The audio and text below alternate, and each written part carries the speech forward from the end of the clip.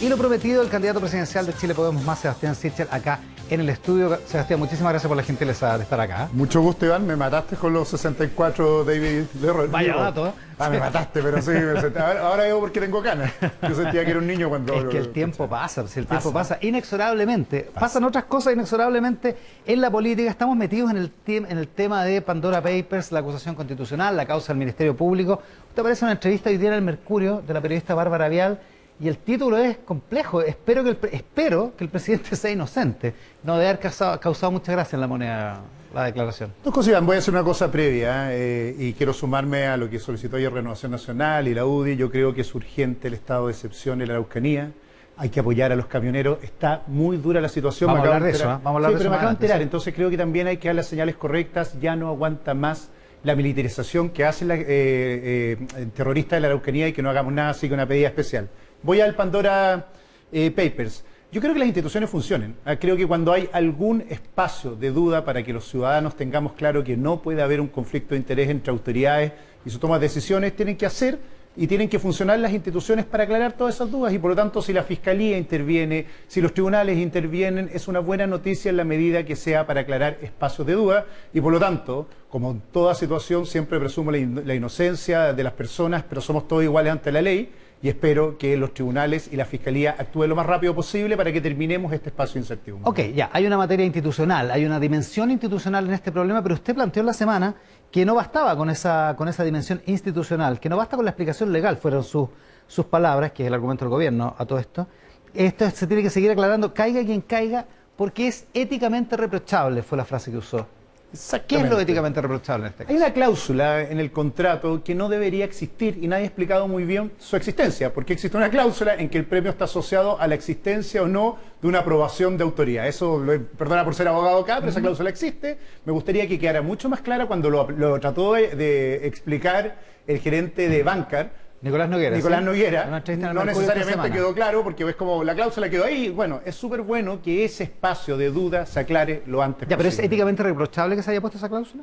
¿Es éticamente reprochable? Sí. Lo importante es quién la puso y cómo la puso y esperar que el presidente, y eso es lo que ha dicho él, y no tengo por qué no creerle, no esté involucrado en que exista esa cláusula. Pero me parece que cualquier cláusula contractual cuyo premio sea la existencia o no de una aprobación ambiental del regulador en que haya involucrado autoridades nunca debería suscribirse. Por lo tanto, es bueno que quede profundamente claro, independiente de las responsabilidades o no del presidente en esto, que creo que no pueden existir. Altas autoridades de La Moneda dijeron esta semana off the record que esto había molestado mucho en el gobierno y que se habían comunicado con el comando para decirles que esto había sido una materia de enojo y pedir una explicación y eventualmente un cambio de tono. Nunca me hago cargo de los trascendidos, pero yo no le doy explicaciones ni a La Moneda, ni a los partidos. Creo que lo más relevante que tenemos que hacer quienes aspiramos a ser presidente es ser claro con los ciudadanos. Y yo creo... Para que seamos claros, no es un trascendido, es una versión off the record de alta autoridad de La Moneda. Así súper claro, conmigo nadie ha hablado. Y por lo tanto he dado las señales que creo correctas para los ciudadanos y creo que siempre tenemos que dar, no tengamos dudas en esto. Yo creo que cuando uno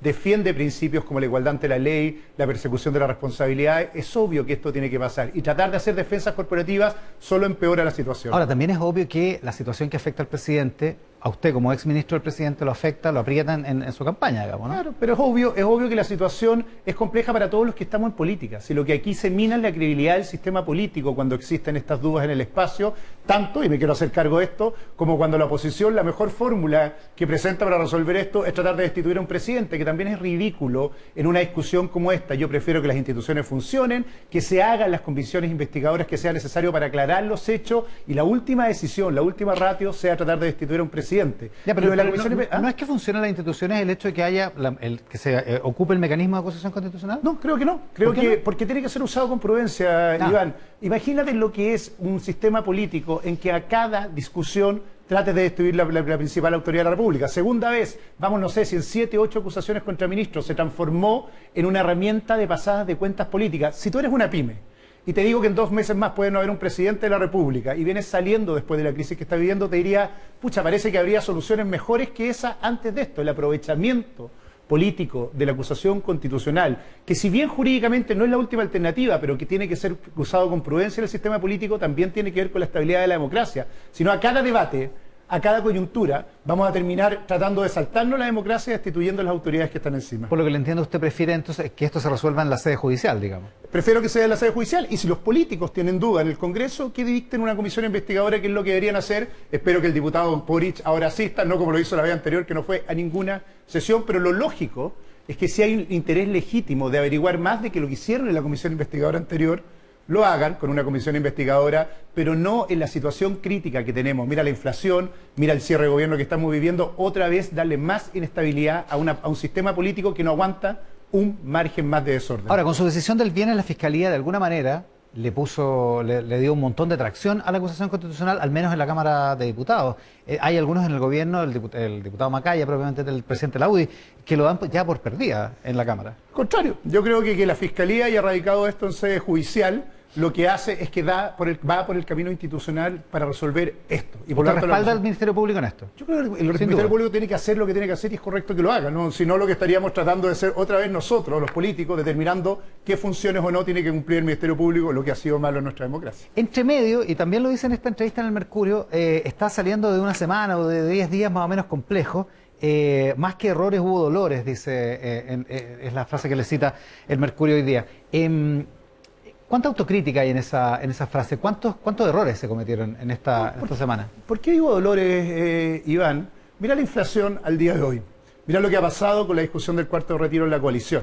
Mira el nivel de desorden que hay en el país, que tenemos la situación de la Araucanía que estamos hablando hoy día. Mira cómo todos los viernes en el centro de Santiago las pymes vuelven a cerrar sus cortinas porque la violencia se toma, e igual que la Revolución Francesa, los que incitaron la violencia terminan siendo ahogados por la misma violencia. Por lo tanto, para alguien como yo, que quiere ser presidente porque quiere restaurar el orden, pero hacer cambios positivos para Chile, es una muy mala semana, porque la polarización, la violencia, la incapacidad de encontrar acuerdos, se está tomando la agenda. Y obviamente, una candidatura como esta, que no quiere polarizar el país, que quiere construir mayorías, que quiere defender el orden y la estabilidad, pero la necesidad de tener una sociedad más justa, le cuesta entrar en un debate público en que parece más fácil o gradar la violencia, o sea, o proteger la violencia, o muchas veces polarizar el país, y no es la situación que tenemos. Y tenemos dolores, porque creo que la coalición Chile Vamos, o Chile Podemos Más, tenía una tremenda oportunidad de dar señales de unidad, de estar juntos, de hacer una campaña propositiva, y no hemos confundido en peleas internas.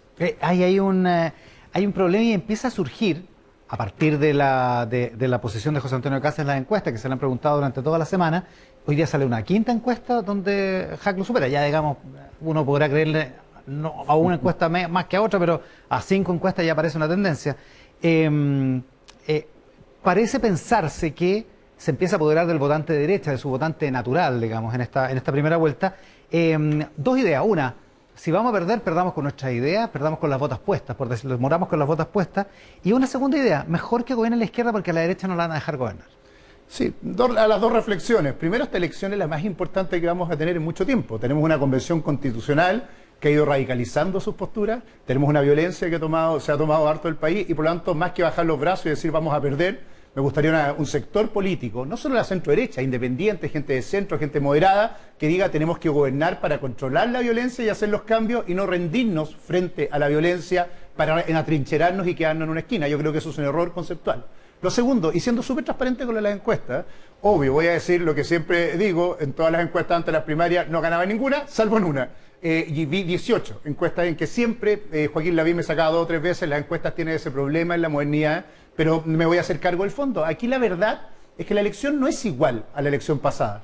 Esta es una elección de un nuevo ciclo. Hay 4 candidaturas que pueden pasar a segunda vuelta y lo que está haciendo es que se está apiñando estas 4 candidaturas y es natural que eso pase porque esta idea de que una mitad gana para que no gobierne la otra o la otra gana para gobernar es una mala idea para entender este nuevo ciclo. Por eso es tan ridículo cuando el debate se trata de esta elección si es continuidad o cambio de Piñera, de Michelle Bachelet, de quien sea, y no sobre cómo gobernamos hacia adelante. Esta elección va a ser una elección abierta en que vamos a tener que convocar. Yo soy de aquellos que cree que tiene que convocar con las ideas de la libertad, del orden y la justicia, pero obviamente hay ideas en la mesa, más polarizadas, menos polarizadas, que se van a debatir. Y es sano para nuestra democracia que sea así. Es la primera muestra que se acabó la discusión de los 90 y empieza una discusión distinta de dónde nos paramos para el futuro. La diferencia es que creo que hay candidaturas que son más de pasado, como la de Gabriel Boric, que lo que está haciendo es reverdeciendo las ideas del Partido Comunista sobre la mesa, y hay otras más de futuro como la nuestra. Ya, reservemos esa discusión. cuando usted plantea un escenario donde hay 4 candidaturas que pueden pasar a la segunda vuelta, después de la primaria de julio, el escenario era totalmente distinto. Todos pensábamos que José Antonio Kast no le iba a hacer mella, que no iba a ser un candidato competitivo en este escenario. Entonces, la verdad es que como las tendencias se cruzan, entonces Jack va para arriba, José Antonio Kast va para arriba, usted empieza a bajar y se forma este cuarteto que usted mismo describe. No es muy halagüeño, digamos, en términos pero si uno Iván, lo mira desde esa perspectiva. No, pero ahí me hago cargo, cuando dices todo, yo siempre a los brasileños dicen, a gente está falando. Sí. ¿Quiénes son todos? Los analistas que analizan la política de acuerdo al ciclo pasado. Y lo digo honestamente, me pasaba en el debate anterior. De hecho, en alguna conversación acá me dijiste, ¿cómo un independiente puede ganar una primaria? Y se gana, si al final las elecciones las deciden los ciudadanos.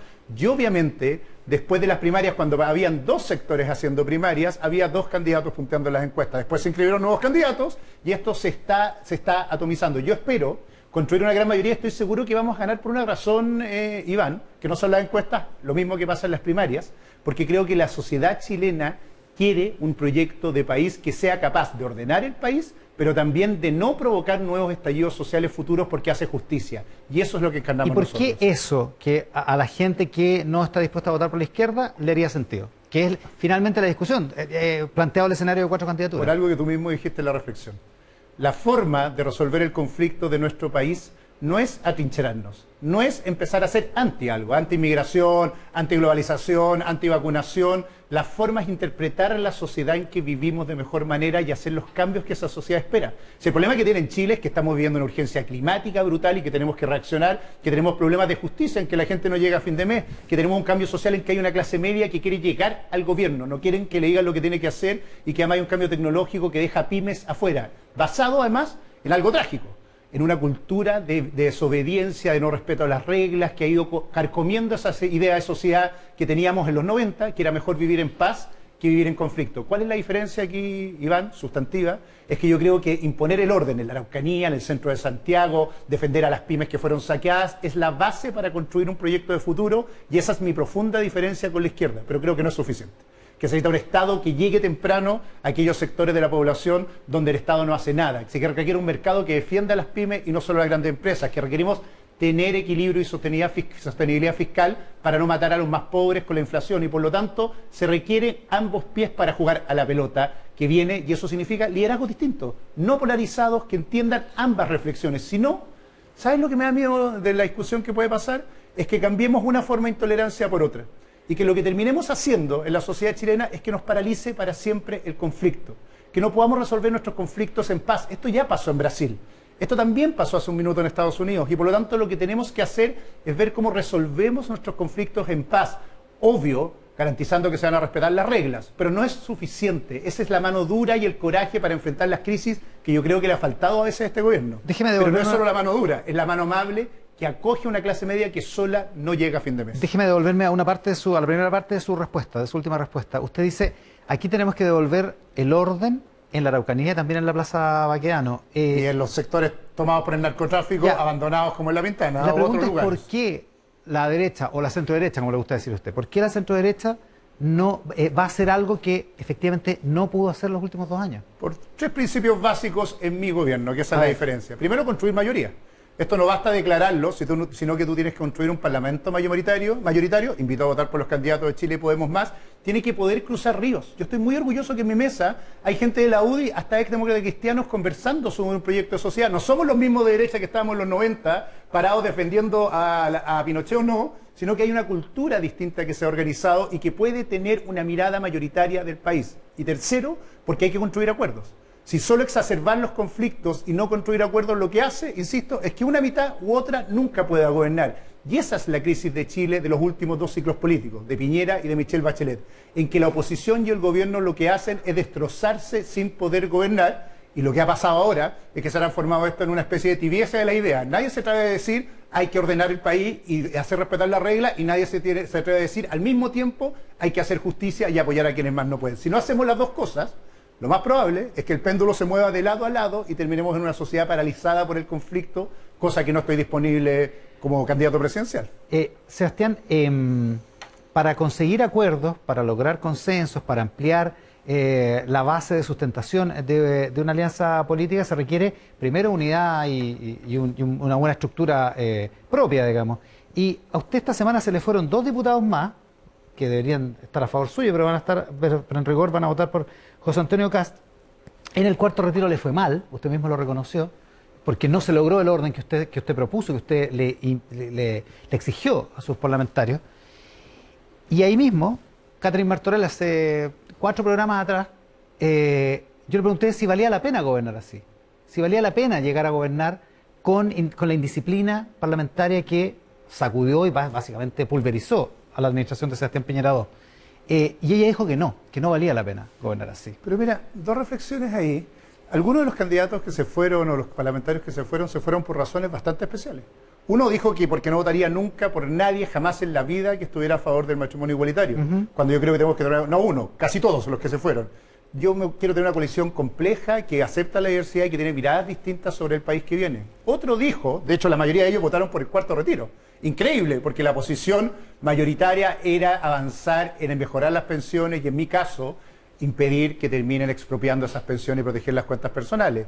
Y la otra razón por la cual se terminan yendo muchos es porque muchas veces buscan ser populares y votar por lo que está de moda. La verdad, yo prefiero gastar mi liderazgo, Iván. Muchos consejos eran quédese callado. No diga nada sobre los retiros. Juéguese la vida solo diciendo lo que es popular. Sonría frente a las cámaras simplemente. No creo en eso.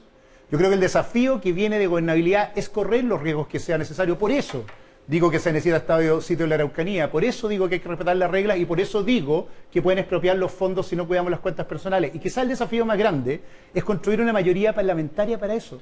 Por eso participé en una primaria, Iván, y no traté de ser un caudillo que siguiera solo a primera vuelta. De acuerdo. Para construir una mayoría parlamentaria. Solo voy a terminar. Cuando en una coalición el 90% está ordenado, piensa en el mismo proyecto. Estamos hablando de más de 70 parlamentarios que estamos en la misma mirada, que espero que lleguemos a ser más de 90 en la elección parlamentaria que viene. Ojalá construyamos una mayoría en ese sentido. Esto no es, el liderazgo no se mide en el deber de obediencia que le exige el Partido Comunista a Gabriel Boric cuando lo amenaza y le dice, si usted no lo hace lo que yo digo, lo voy a estar vigilando. No. Se mide en cómo tú ejerces el liderazgo. Yo obviamente... El test de liderazgo lo planteó usted, po. No lo planteé el test de liderazgo. Me jugué una tesis diciéndole, los que no estén en esta mirada, creo que se están equivocando. Se van a quedar afuera de la foto, dijo. Bueno, pero eso es la realidad de una coalición. Prefiero 1000 veces tomar posiciones que salgamos todos juntos, equivocándonos respecto a lo que queremos hacer en Chile. Cuando en Chile, las 2 grandes amenazas en pensiones, esquivan esto súper importante respecto a la inflación de ayer. Las 2 grandes amenazas de Chile es que los pobres sean más pobres porque la inflación está absolutamente desatada. La inflación más alta desde el 2008 pasó ayer. Y además, cuando tenemos candidatos presidenciales como Yanna Proboste, que dicen expropiar los fondos, o Gabriel Boric, que dice no voy a expropiar los fondos, no tengo cómo creerle si cambia posiciones en el cuarto retiro, pero lo que hace es que el flujo futuro de tu ahorro previsional se lo va a quedar el Estado y lo va a administrar él. Yo diría, cuidado, que este debate es más profundo que simplemente lo que va a pasar con ese parlamentario en esta elección, sino que tiene que ver con el proyecto de sociedad que queremos defender. Y yo quiero defender un proyecto de sociedad en que los ahorros previsionales, la estabilidad económica y las ayudas sociales sean prioridad y no sean una fiebre de bonos populistas. La pregunta es cómo lo defiende cuando ese 10% de parlamentarios que usted dice, el 90% estamos alineados, pero hay un 10% que no, ese 10% permite que se apruebe una cosa como el cuarto retiro. Porque presentándome de presidente para el próximo periodo y esperando ganar con una gran mayoría parlamentaria y convenciendo a muchos que están al otro lado del río, como estuve yo alguna vez, medios callados, mirando ahí con cara de nada, como tratando de resistir, diciéndole al otro lado ya se extremó la izquierda, ya se extremaron las posiciones, vale la pena buscar acuerdos comunes. Si el error que no puede cometer la centroderecha es salir a buscar más a la derecha siempre y no entender que al otro lado hay gente que tiene liderazgo, que tiene incluso votaciones que pueden ser parte de nuestro proyecto colectivo sin olvidarte lo que queremos defender, pero convocando a muchos más. Y arrinconarte o polarizarte en política lo único que provoca no solo es que te quedes más solo, sino que terminas odiando más al que está al frente. Y eso es malo en un sistema democrático. Sebastián Sichel, presidente, ¿cómo controlar la inflación y cómo fomenta el crecimiento? Lo primero, apoyar muy fuerte el emprendimiento en Chile y las pymes. Y esto es algo súper concreto. Lo que necesita Chile es que las pymes, que hoy día son el menos del 15% de nuestra economía, se desaten a través de innovación y emprendimiento. Y esto requiere urgentemente liberar las barreras burocráticas para emprender en Chile y darle apoyo estatal. Lo segundo, tenía un profe de economía en la universidad que me decía, la economía depende de 3 cosas, certezas, certezas, certezas. Restablecer el orden, terminar con el populismo en la discusión legislativa. Un paréntesis, me parece vergonzoso que parlamentarios como Gabriel Boric no hayan renunciado a su dieta a su sueldo parlamentario, acumula como 200 millones en estos meses y sigan legislando pensando en la elección y por tanto terminar con esta idea que se legisla en campaña para temas que tienen impacto a largo plazo. Y quizás lo más de fondo, estabilidad económica. Nosotros estamos hablando de un aumento de una carga tributaria del 3% en los próximos 10 años, o al 2030 en realidad, y establecer principios de rectores fiscales que permitan darle estabilidad a la inversión y al desarrollo en el mediano plazo. Me preocupa en el debate público cuando se vende humo. Gabriel Boric habla de recaudar el 8% en 8 años, cosa que ha hecho solo Argentina y Turquía desde el año 90 y terminaron absolutamente fracasados en términos económicos. Y he visto al otro lado de la propuesta, y aquí prefiero discutirlo abiertamente, gente que dice que se pueden bajar los impuestos en todos lados y solo el crecimiento va a recuperar la necesidad de recaudación fiscal, cosa que es imposible. Nosotros necesitamos dos cosas. Primero, apoyar fuerte a las empresas en Chile, sin miedo, sin acomplejarnos con una izquierda que nos dice que apoyar a los empresarios, ser candidato que apoya el emprendimiento en Chile es ser el candidato de los poderosos, porque los que generan la riqueza en Chile no somos los políticos, es la gente que trabaja y emprende todos los días y hay que desatar y que eliminarle barreras hacia adelante. No subirles impuestos, pero sí mantener el equilibrio fiscal, recaudando más donde se puede recaudar, que si quieres te cuento en qué. La ley de presupuesto 2022 tiene un recorte importante, Sí. la 2022 en recorte. Tiene un recorte fiscal importante. ¿Esto lo apoya? ¿Usted considera que es correcto?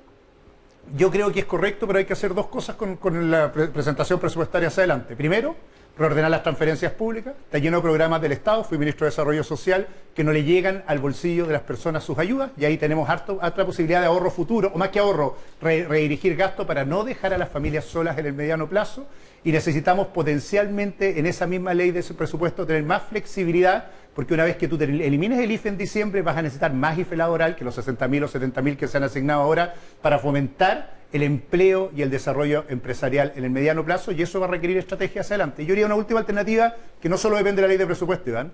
El Estado tiene que dar más garantías para financiamiento a pymes en Chile, como lo hizo la Corfo, como lo hizo el Banco Estado, pero en condiciones óptimas para que las pymes no estén recibiendo créditos a UF 20 o UF 18, sino que el Estado garantice buen acceso a financiamiento a pymes. Las necesitamos, el país las necesita. Lo que me da miedo, y vuelvo al ejemplo recién, es que algunos sectores no han entendido el valor de la gente que se saca la mugre todos los días y saca adelante sus empresas, y el riesgo de estos dos proyectos de sociedad que estamos viendo hacia adelante, mi gran diferencia probablemente con la izquierda, es no entender que ahí es donde está el futuro de Chile, en los que trabajan. Déjeme ir al tema de la Araucanía. ¿Qué hace usted si es presidente y aparece un video donde unos encapuchados con armas largas dicen que van a resistir cualquier intento de desalojo de una reserva que es de la CONAF? Además, digamos, o sea, es una reserva natural, es una reserva del país, digamos, además medioambientalmente sostenible. ¿Qué hace usted? Yo hace un año vengo diciendo lo mismo, desde que soy candidato. Yo he declarado el estado de sitio hace mucho tiempo. Cuando la PDI fue... ¿Qué gana con el estado de sitio? Muchas cosas. Primero, no dejar a los carabineros solos. Hoy día creer que con la fuerza de carabineros, no solo acá, no en la Araucanía, en Mafil fueron emboscados hace poco carabineros cuando querían recuperar una tierra que había sido usurpada, ya se transformó en un hábito que carabineros solos pueden ser expulsados porque son baleados con armas de guerra. Y yo lo que haría es pedirle apoyo abiertamente a Fuerzas Armadas. Carabineros y PDI solos no pueden. Y se requiere la intervención y apoyo militar. Yo sé lo que van a decir sectores de izquierda en Chile.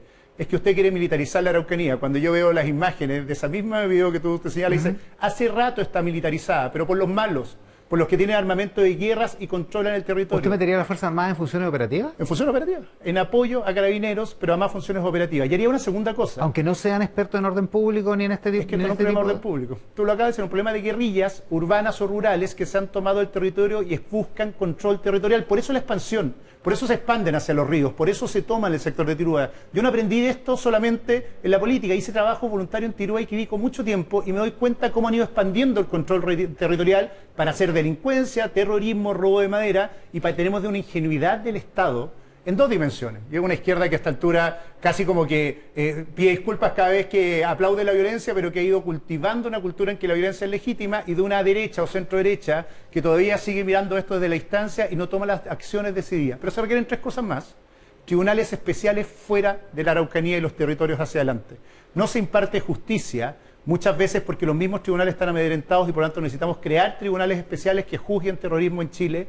Se requiere además una policía especializada en tráfico, que es lo que yo propongo en mi programa, también para las poblaciones en Santiago, aquellos sectores tomados por el narcotráfico. Como no se puede implementar ahora, mi respuesta si fuera presidente sería: tienen que intervenir la DEA chilena, que es la policía especializada en tráfico, y se requieren cambiar dos leyes fundamentales. En Chile, tomarse un terreno usurpar un terreno se ha transformado en un hábito. De hecho, el programa de Gabriel Boric dice una cosa increíble. Dice que nadie va a ser desalojado, el dejado, va a ser justo, que es más o menos lo mismo.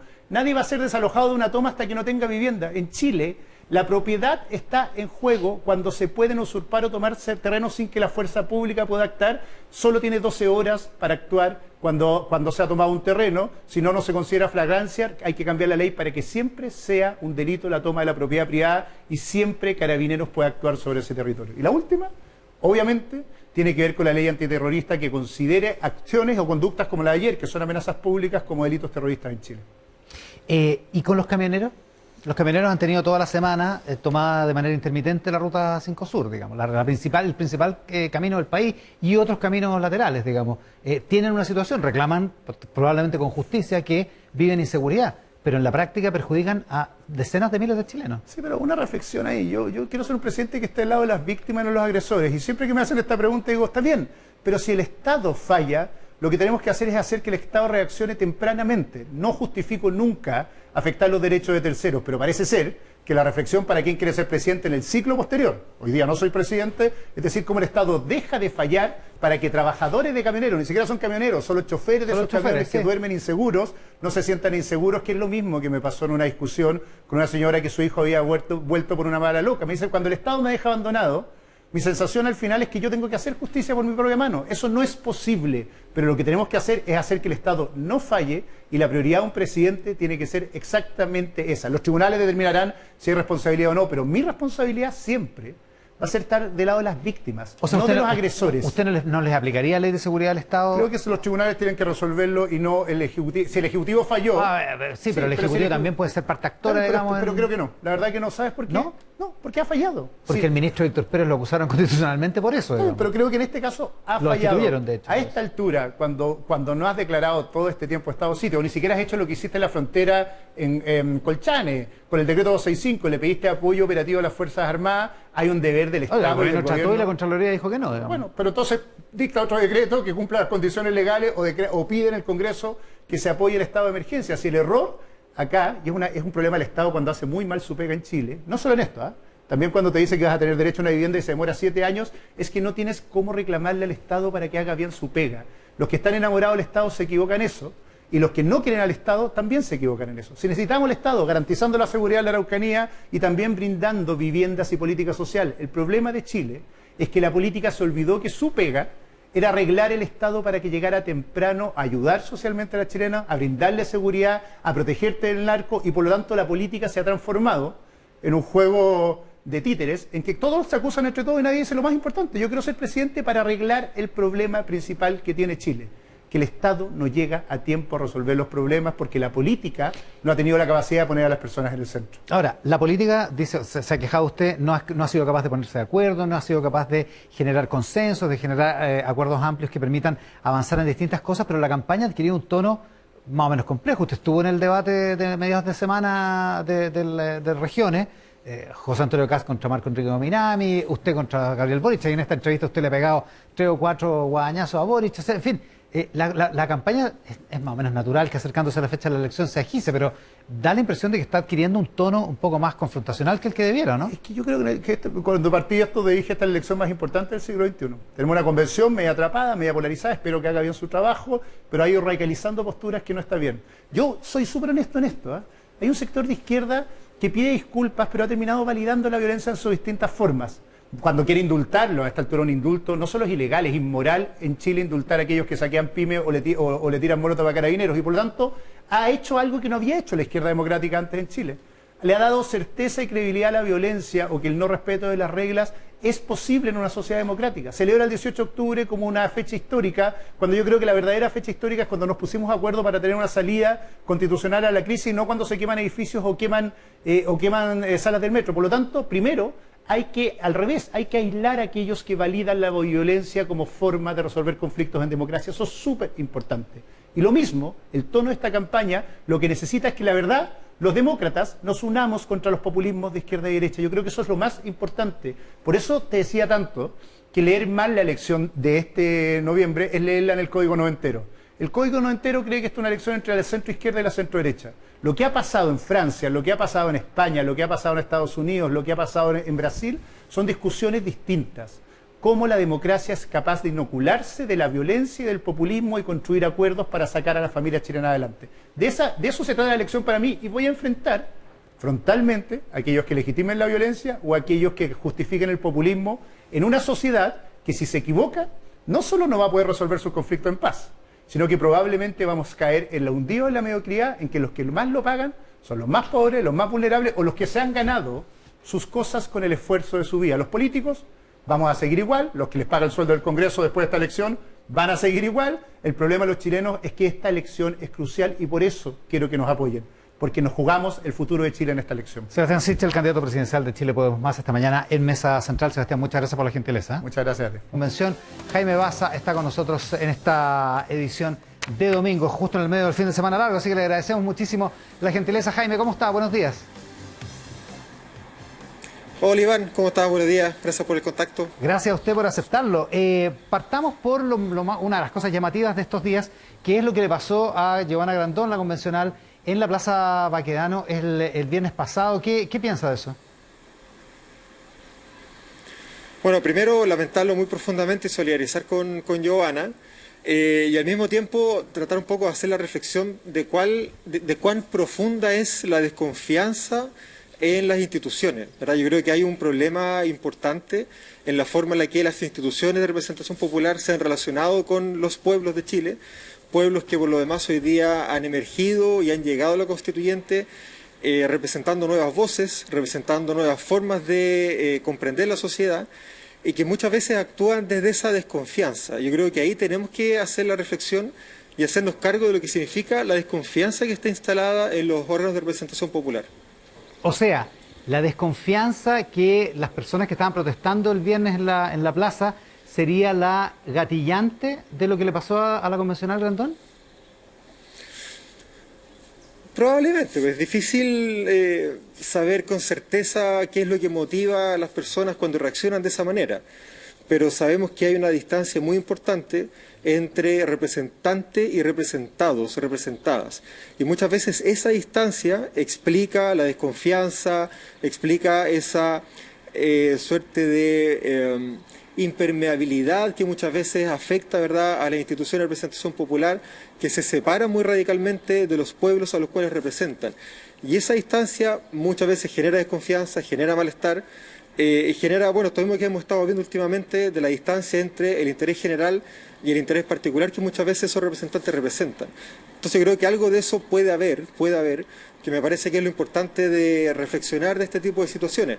No solamente condenar la violencia, no solamente empatizar con Giovanna, sino que tratar de dar un paso y ver cómo el proceso constituyente puede colaborar a solucionar este tipo de problemas. ¿Ha habido algo de crítica al comentario de la presidenta de la Convención, Elisa Loncón, en términos de que no se entendía una agresión como esta contra una persona que siempre ha votado del lado del pueblo, digamos, cuando la crítica es que en rigor no se entiende o no se debe aceptar nunca una agresión como esta, da lo mismo por quién haya votado o cómo haya votado un convencional o cualquier persona, digamos?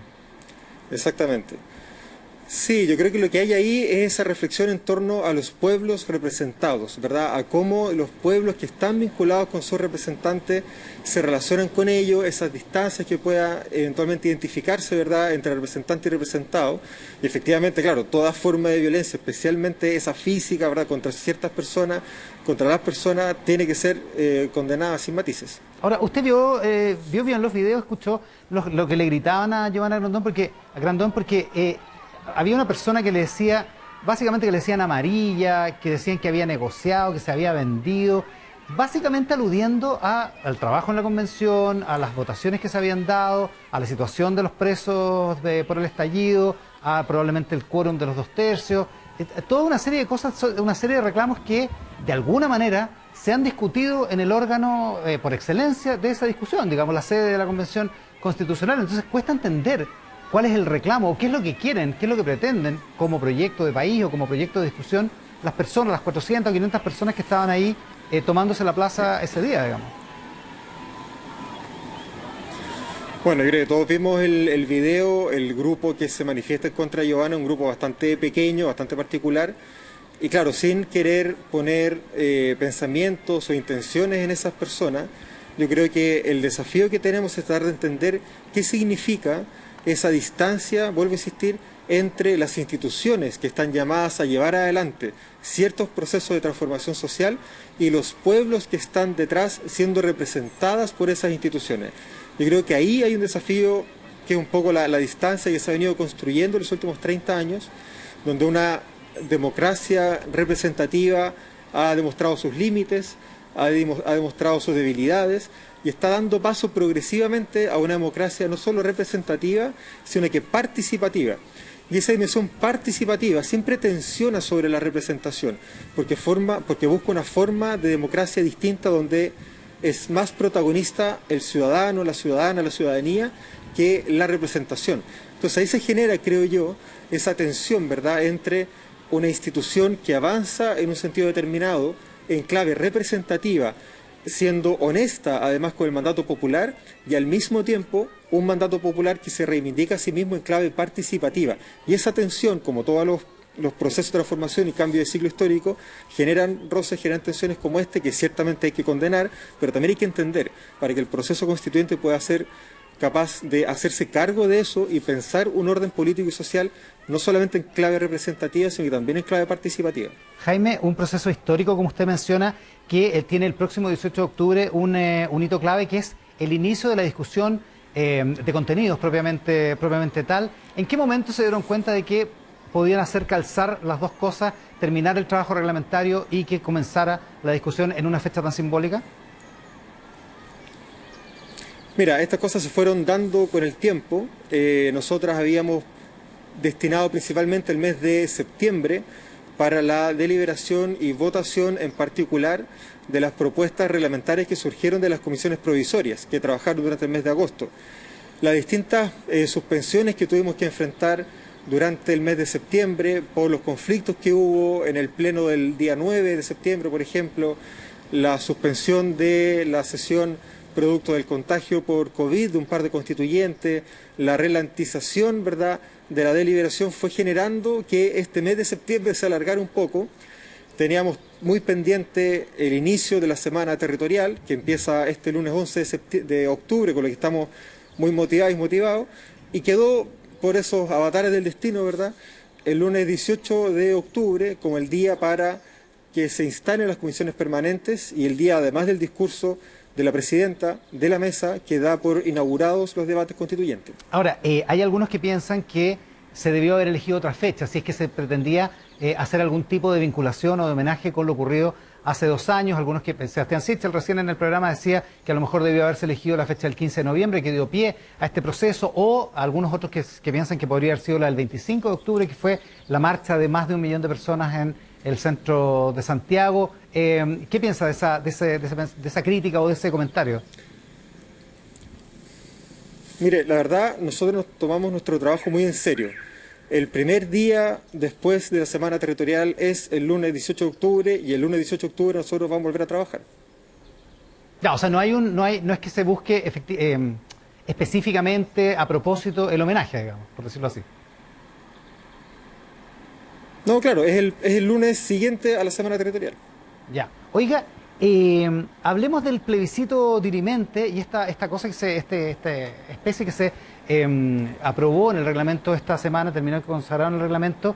Ayer el convencional Hernán Larraín Mate decía que esto había sido producto de que la izquierda democrática había cambiado de opinión o había cambiado de voto en la convención, producto de, o por temor a la funa, por temor a la crítica de la izquierda más radical al interior de la convención y por supuesto en el país y en las redes sociales. ¿Qué piensa de esa lectura que hace Larraín? A mí me llama mucho la atención que nos permitamos hacer la distinción entre izquierda democrática e izquierda radical en circunstancias que esa misma distinción no se hace respecto de la derecha.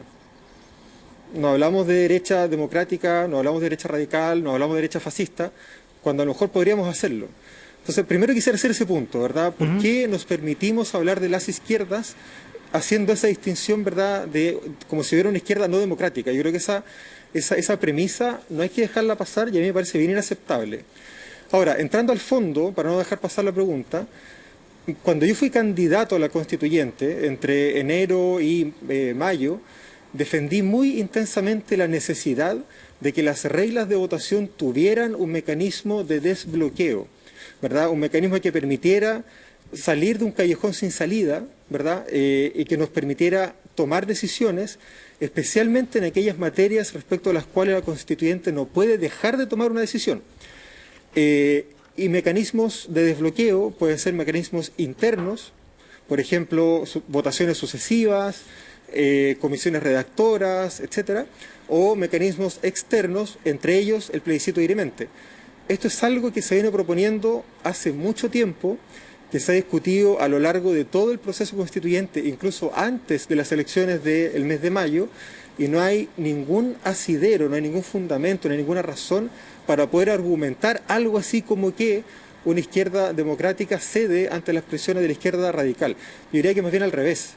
Hay ciertos sectores de la derecha que han estado muy proclives a colaborar con el proceso, a construir grandes acuerdos, etcétera, que hoy día sucumben a las presiones de quienes quieren seguir con la lógica del pasado, con la lógica de la denuncia, con la lógica de la amenaza de la inconstitucionalidad, cuando no hay razones jurídicas, cuando no hay razones políticas, y se deja finalmente avasallar por esos sectores más radicales de la derecha. Probablemente, Jaime, porque hay muchos que le enrostran al Frente Amplio y al colectivo socialista al interior de la convención haber cambiado de opinión. Porque en algún momento, por ejemplo, Fernando Atria decía que era inconveniente la idea del plebiscito, entre otras cosas por las dificultades prácticas, además por el tipo de expectativas que creaba en la ciudadanía, y finalmente terminaron, quizás sí por hacer un gesto, ya que habían impuesto la tesis de los 2/3, por hacer un gesto a la otra izquierda y reconocerles con todos los bordes con los que se reconoció una idea como la del plebiscito dirimente.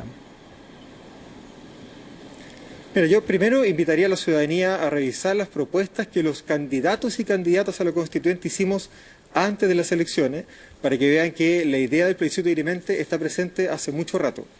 Segundo, la propuesta de plebiscito dirimente no ha sido una sola. Se hizo una propuesta efectivamente en la Comisión de Reglamento, donde participó Fernando Atria, que no contó con la mayoría suficiente, entre otras razones porque no era una propuesta técnicamente muy viable, y la propuesta que se termina aprobando es la propuesta que surge de la Comisión de Participación Popular, que es una propuesta distinta. Claro, en el fondo sigue siendo un plebiscito dirimente, pero el tipo de propuesta, el diseño, el reenvío a los poderes constituidos es diferente. Entonces no hay una oposición de fondo al mecanismo, sino que hay una oposición concreta a la propuesta que viene de la Comisión de Reglamento y un apoyo, por tanto, a la propuesta que viene de la Comisión de Participación Popular, que es una propuesta distinta. Jaime, la presidenta del Senado, Jimena Rincón, en una entrevista hoy en el Mercurio de Soledad Vial, dice que la convención, con esta idea del plebiscito dirimente, le está quitando el bulto a su mandato ciudadano, a construir acuerdos, en la lógica de que donde hay la posibilidad de un plebiscito dirimente, el incentivo a generar un acuerdo de 2/3 disminuye, digamos. Mira, yo creo que los incentivos siempre funcionan en ambos sentidos de manera simultánea. Tener un plebiscito dirimente como alternativa puede ser visto como un incentivo para tener plebiscito dirimente como para no tener plebiscito dirimente.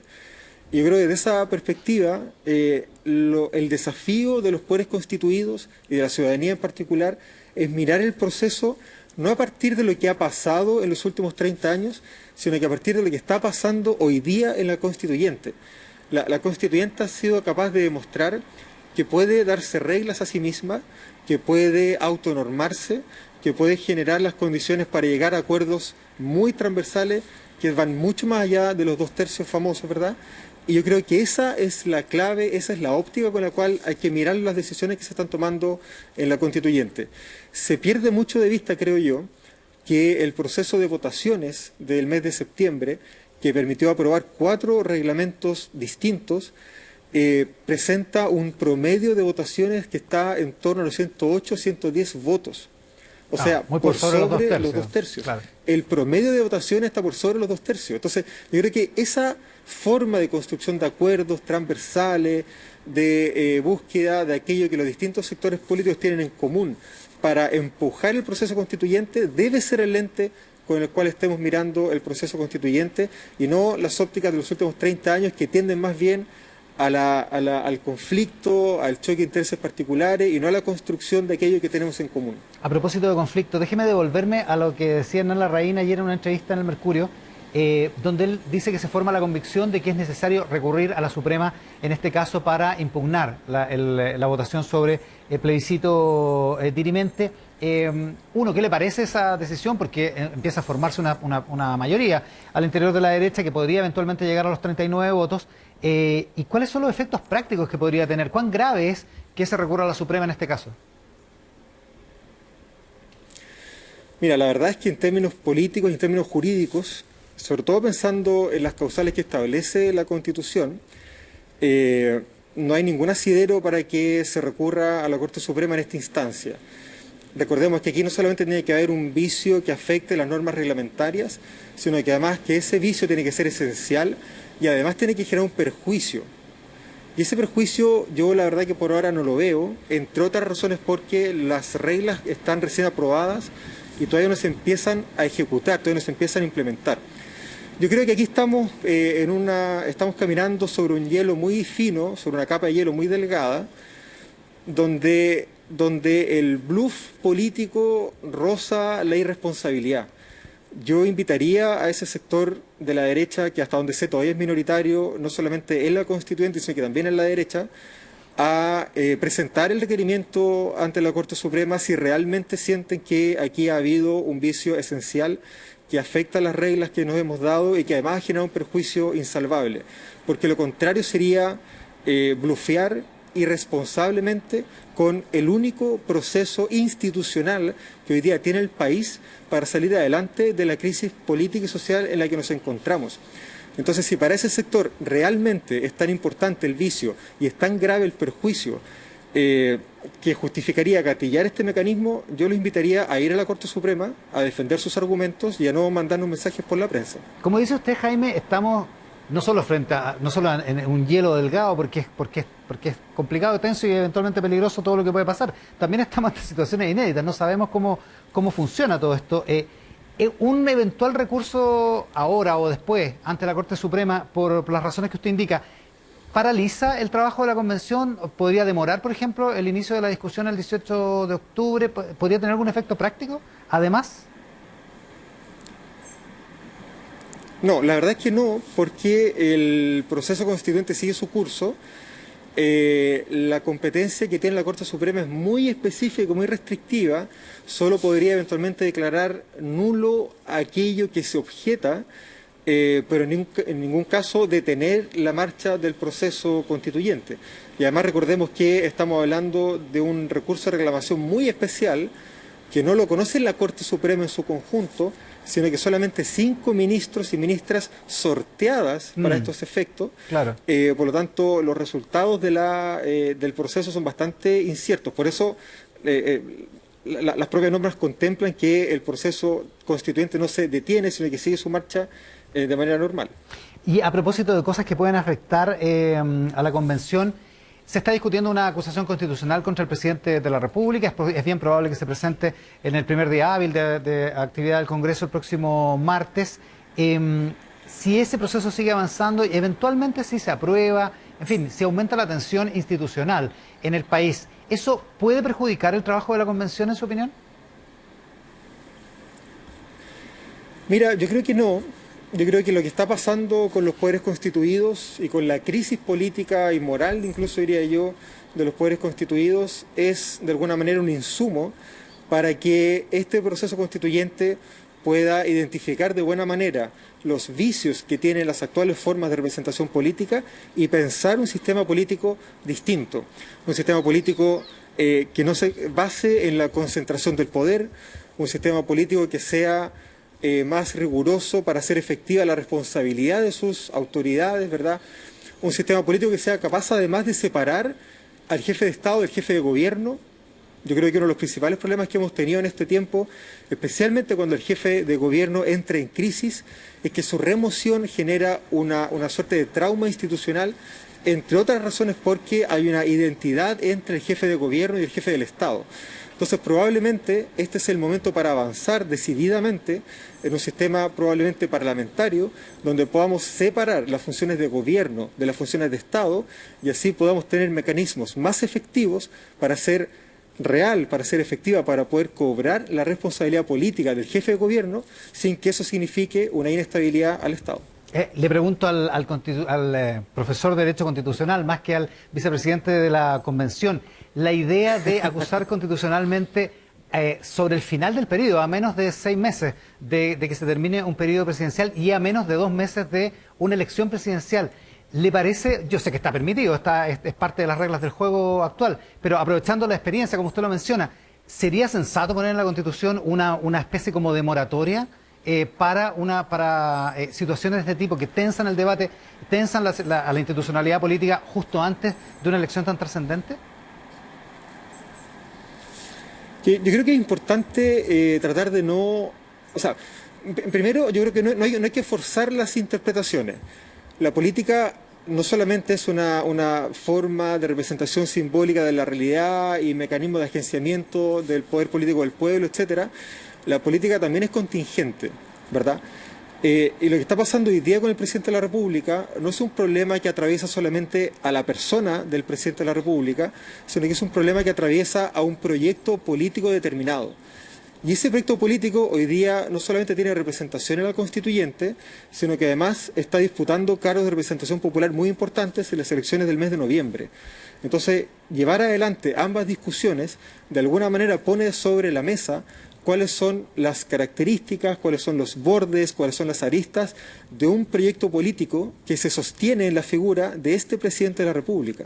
Entonces, claro, efectivamente esto va de alguna manera a cambiar las condiciones en las cuales las elecciones parlamentarias y presidenciales se llevan a cabo, pero no podemos dejar de ponerlo sobre la mesa, especialmente considerando la centralidad que tiene el presidente de la República como figura institucional en el diseño del orden jurídico chileno y el riesgo, yo creo que esto es importante, el riesgo que corremos de proyectar esa rebaja en los estándares de responsabilidad política en el próximo presidente de la República, sea cual sea.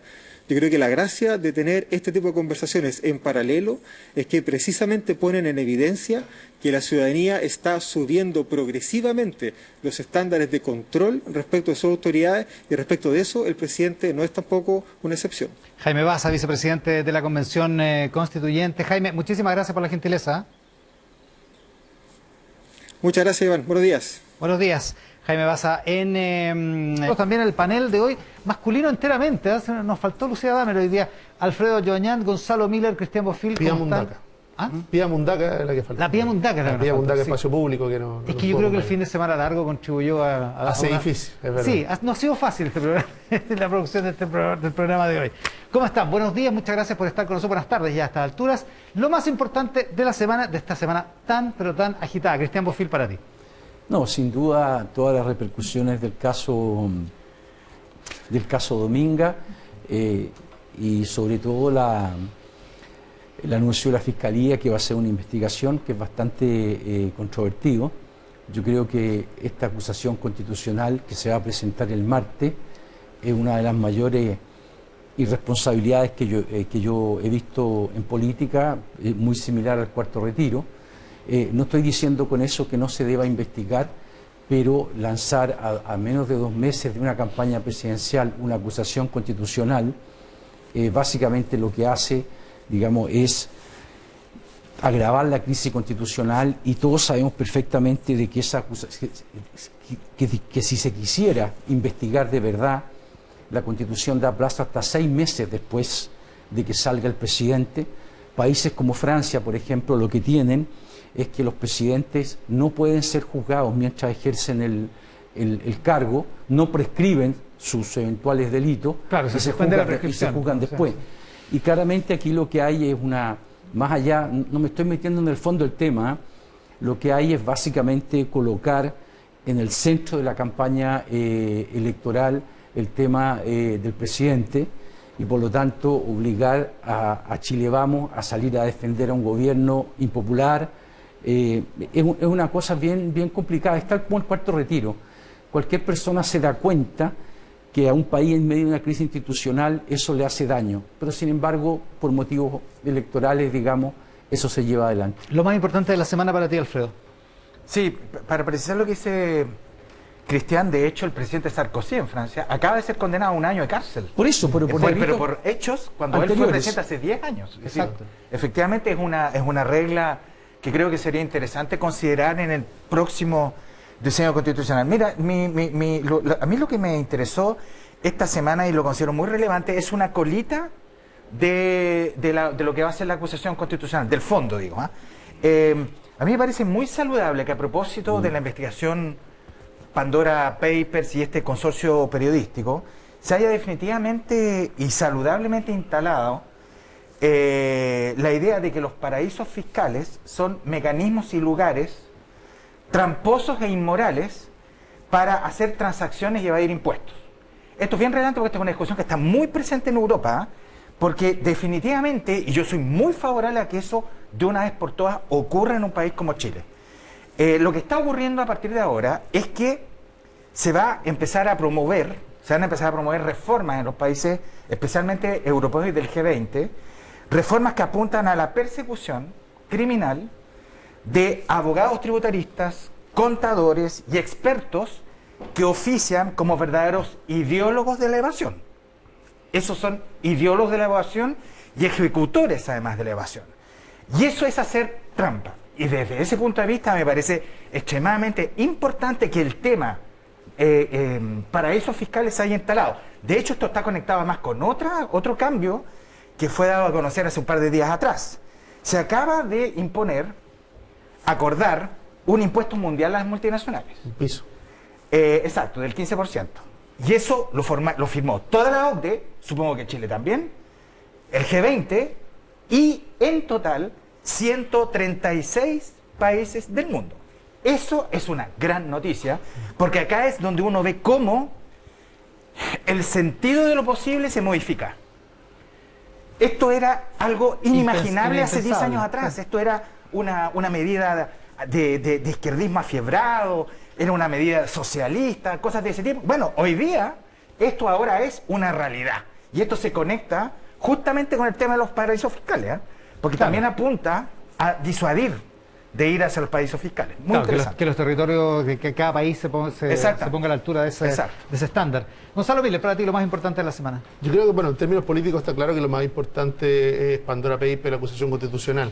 Pero como este país no vive solo de política, sino también vive muchas veces de la realidad, que son las que viven las personas, la inflación es un temazo. Un temazo no solamente porque termina siendo realidad gran parte de la advertencia, el 1,2% de inflación que estaba fuera de todo rango y que termina acumulando más del 5, me parece que el 5,3% en 12 meses.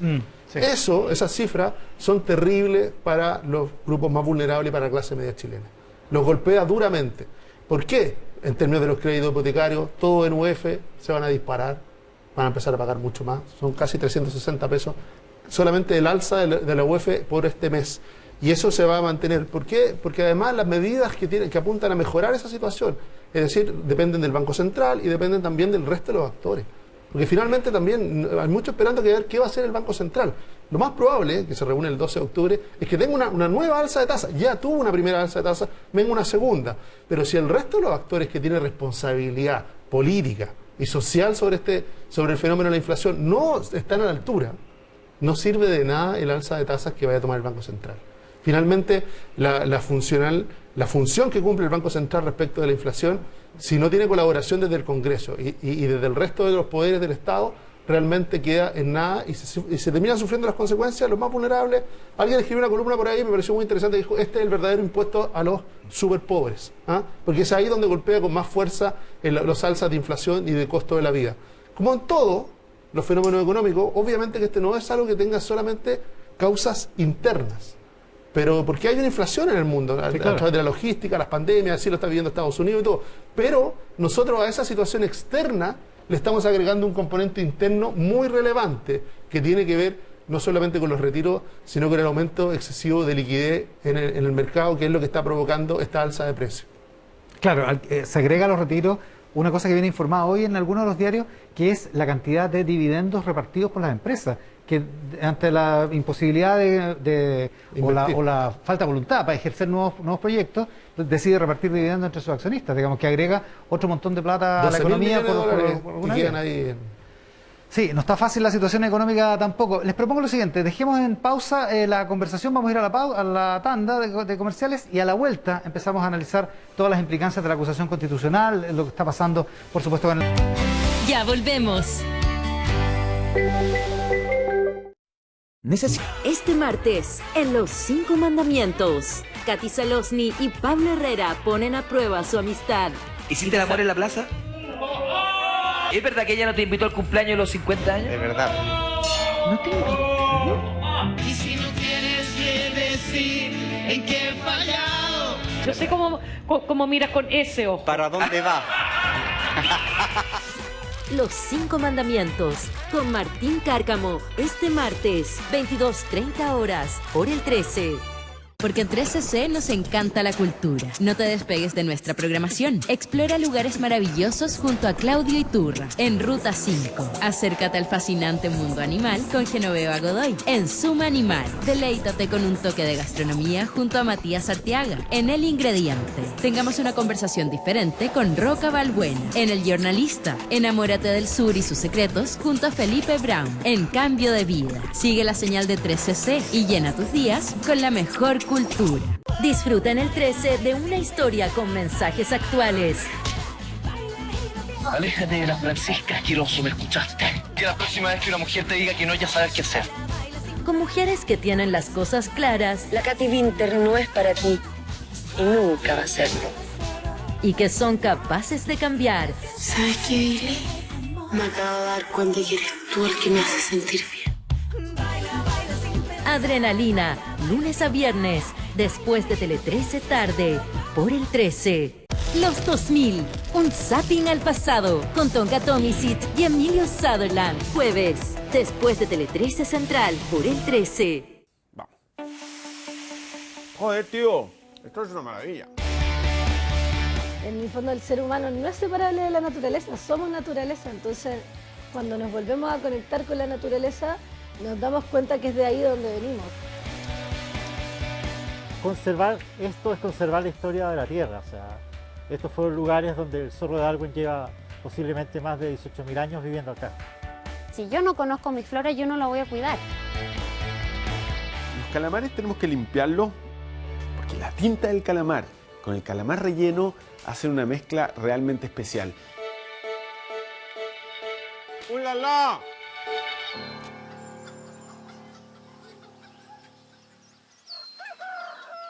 En octubre, los viernes de grandes eventos se llenan de superestrenos en televisión abierta repletos de acción y emoción.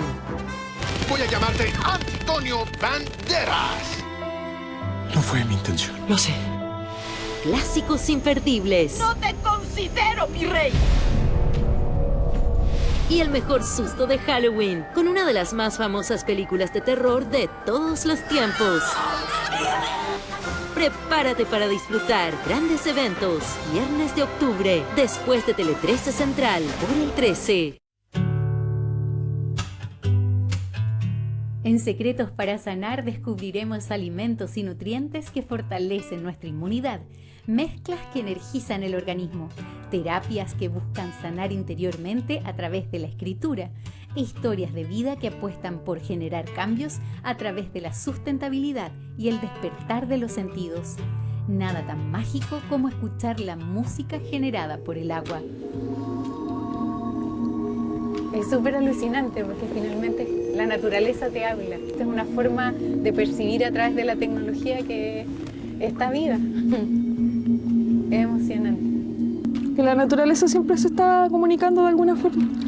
En un lenguaje distinto, a su manera, pero siempre se está comunicando. Y con esto lo podemos demostrar.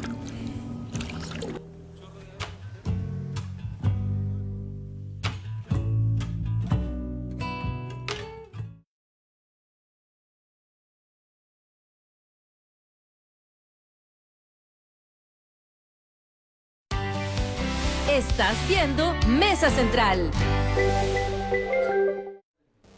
Saludemos a otro de los auspiciadores de Mesa Central aquí en la pantalla del 13. Entender que cada empresa es única y que necesita medidas de seguridad diferentes es la esencia de Securitas.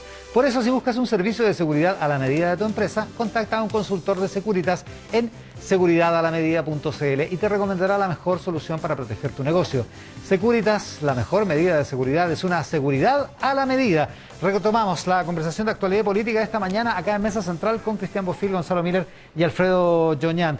A ver, da la impresión de que la decisión del Ministerio Público de abrir una causa contra el presidente, una decisión inédita, de alguna forma le pone tracción, le da fuerza a la idea de la aprobación de la acusación constitucional en la Cámara de Diputados, Alfredo. Sí, yo creo que hay un efecto de opinión pública muy importante involucrado en esto y una presión política considerable. Esto es independientemente de si hay mérito o no en la acusación. Hasta donde yo entiendo, la única novedad entre la causa que fue cerrada hace ya muchos años y la de hoy es que en el origen hubo una carta de cierre en inglés que no estaba presente en el fallo de origen y ahora sí está presente, pero parece que es muy parecida a la que estaba en español. En fin, habrá que ver, pero efectivamente hay una presión política muy importante. Yo creo que efectivamente esta acusación se va a votar, ¿eh? Pero yo creo que sí, pero yo creo que aquí hay que entender por qué esto está ocurriendo. Yo creo que en Chile cuando el presidente Piñera busca comunicar que le crean, es literalmente un imposible. Está pidiendo algo absolutamente imposible. ¿Por qué? Porque en este periodo por el cual está atravesando Chile, la famosa desconfianza se reactiva muy rápidamente cuando las formas del gobernante no lo acompañan. Y cuando hablo de formas es cuando uno comienza a observar en el presidente Piñera en el pasado, pero no solo un caso, sino varios casos, malas prácticas, que hoy día además se ven mal. Hoy día yo creo que hay, de frentona, yo creo que hoy día hay una pasada de cuentas, yo creo que ni siquiera abarca a toda la oposición, sino que incluso aparte de Chile Vamos. Yo creo que hay verdaderamente un aburrimiento con el presidente, honestamente. Gonzalo Miller. Yo creo que, bueno, aquí hay muchas dimensiones, pero la primera, la jurídica, ¿no? Que es relevante porque al final es la que gatilla esto, y lo decía bien Alfredo, todavía no logramos saber bien la determinación que toma la Fiscalía en base a qué la toma. Yo creo que la propia fiscal Marta Herrera, cuando pronuncia, dice que abrir la investigación se refiere a la materialidad del contrato en inglés. Y por lo tanto, bueno, me imagino que lo central va a ser despejar si el acuerdo, ya conocido desde el 21 de agosto públicamente, ¿no?, del 2017, que fue parte de la investigación y que finalmente terminó siendo zanjada por la justicia, la inocencia del presidente o su no participación y que no existiera ningún delito, se corresponde exactamente el contrato en inglés con el acuerdo en español que habían fijado las partes. Si eso es así, bueno, jurídicamente no habría mucho más que hacer, se terminaría la investigación. Pero ahora hay un punto, y lo menciona bien Alfredo, que tiene que ver con la opinión pública y con el clima electoral. Yo creo que gran parte del clima electoral es el que está determinando la conversación legislativa en un sentido amplio, no solo respecto a la acusación. Cuando uno mira las posiciones que toman o no toman, o se desdicen los legisladores en función del cuarto retiro, en función de cada uno de los temas legislativos, uno se da cuenta de que lo electoral ha trastocado totalmente en la conversación legislativa, incluso en las funciones que tienen que ver con la fiscalización. El otro día, si no recuerdo, fue un diputado socialista el que dijo, oye, esta acusación debiéramos votarla después de la elección presidencial, al menos de la primera vuelta, sino desde la segunda vuelta, digamos. Era bastante razonable. Porque teníamos tiempo, y como lo mencionaba Cristian al principio, recordemos que los presidentes pueden ser acusados constitucionalmente hasta 6 meses después de terminado su mandato. O sea, tiempo existe y de alguna manera, pero la voluntad de transformarlo en un tema electoral yo creo que ha primado. Ahora, lo que va a pasar o no pasar en respecto de lo que dice Alfredo, la desconfianza, la sufren todas las instituciones. Uno puede decir, mira, lo que hace la Fiscalía es más reflejo de una debilidad institucional o más reflejo de un celo. ¿Tenía alguna posibilidad de hacer algo distinto? ¿De quedarse en el estricto derecho? ¿O de alguna manera buscar una válvula de escape a través de abrir una investigación, incluso sabiendo cómo esta va a terminar lo más probable? Porque si hay alguien que sí sabe y tiene todos los antecedentes, es la Fiscalía. Ellos sí tienen los dos contratos. Cristian. Bueno, yo creo que vale la pena también hacerse cargo de las varias dimensiones. Primero, sí, el presidente tiene un problema de credibilidad en este tema y que lo conocemos todos. Ahora, al abrir el fiscal Abbott una investigación, él está haciendo varias cosas que son bien complicadas. Primero, él está haciendo algo que están haciendo todas las instituciones hoy día en Chile, lo hemos conversado antes, que se investiga todo, tenga base jurídica a investigar o no tenga base jurídica, porque esta falta de credibilidad hace con que todas las instituciones, digamos, quieran eximirse de cualquier sospecha de transparencia. El fiscal Abbott, no hay que olvidarse de que cuando en el debate presidencial se le preguntó a los 6 candidatos quién lo exoneraría, levantaron la mano 5 y hubo una persona que no levantó la mano, y que a mí me da la impresión de que ahí también hay ciertas cosas con las actuaciones del fiscal Abbott. Hay gente que le está a favor o en contra. Lo que dice la Fiscalía es que hay que ver el contrato en inglés y el contrato en español. Dice que son muy similares. Dice que el fiscal Guerra, que estaba a cargo del tema... Exalmar Dominga. Sí, no, era más bien Barrancones y claro. Arista era Dominga, hizo una investigación muy acuciosa. ¿Cuál es el problema de eso? Todos los abogados dicen que Abbott está haciendo eso básicamente a protegerse, que es lo que dijo, con otras palabras, nuestro amigo... Alfredo. Exactamente. O Gonzalo. Gonzalo Miller. Pero ¿cuál es el problema? Los tiempos políticos y los tiempos judiciales son diferentes. Por lo tanto, esta investigación, por más acelerada que sea, como se prometió, va a demorar mucho. Entonces, a mí me da la impresión de que esto, su mayor explicación es electoral y tiene consecuencias que a lo mejor nosotros nos damos cuenta. Nosotros en Chile hemos sufrido procesos históricos muy traumáticos, como fue el golpe. Nosotros no hemos sufrido procesos traumáticos como es la destitución por la vía institucional de un presidente. Otros países latinoamericanos la han sufrido y eso deja heridas muy profundas. Basta mirar varios países vecinos. Pero yo quería terminar por último diciendo que yo creo que esto va a ser aprobado en la Cámara, pero no creo que sea aprobado en el Senado. Pero sí va a monopolizar una elección presidencial donde el país tiene demasiadas cosas importantes que discutir y nos vamos a concentrar en eso. Claro, quedan 40 días para seis domingos más, vamos a estar en la elección de primera vuelta. ¿Cómo se imaginan el escenario con la Cámara aprobando una acusación constitucional, con el presidente acusado por la Cámara de Diputados constitucionalmente, con la aprobación, en vista de un debate en el Senado que actúa como jurado? ¿Cómo se imaginan el clima político antes de la elección? Bueno, una excelente pregunta, porque hasta donde yo entiendo, el presidente no queda suspendido en caso de ser yo creo que se va a discutir, acusado. pero la mayoría de los que encuentran que no queda suspendido. Hasta donde yo entiendo no queda suspendido, no así con los ministros. Por no estar expresamente mencionado en la... Exacto. Sí. Por lo tanto, ya tenemos un problema que una parte de los abogados van a opinar A y la otra parte van a opinar B, la política se va a meter, clima enrarecido, es decir, objetivamente es un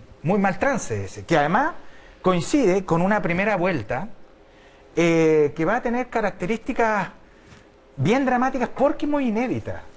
Y aquí lo inédito, que coincide con este trance por el cual vamos a transitar como comunidad política, lo inédito va a ser, en primer lugar, la primera candidatura online de la historia de Chile, Parisi, que va a ser un candidato que nunca va a estar presente, hasta donde yo entiendo, dijo que parece que iba a venir. Sí, pero imagínate que ya estamos... Estamos repito lo que él dijo que se iba a aparecer por aquí. Claro, pero ya es muy raro, ¿te das cuenta?